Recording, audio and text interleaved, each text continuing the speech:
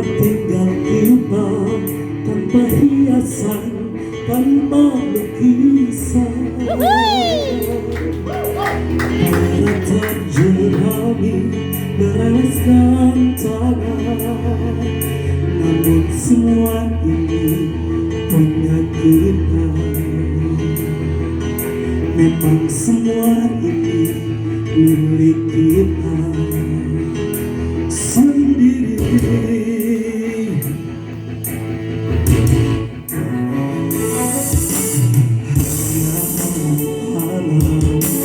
Maka rumah kita tanpa air, tanpa merati, hanya bunga bakung tumbuh di halaman. Namun semua itu punya kita. Memang semua itu milik kita. Lebih baik di sini, rumah kita sendiri. Segala nikmat dan anugerahnya kuasa, semuanya ada di sini.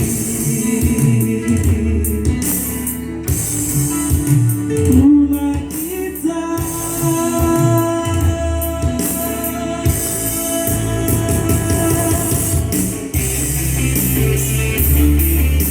Setiap orang berkumpul di tempat penyamaan, tapi yakinlah, sebaik-baiknya tempat adalah rumah kita sendiri.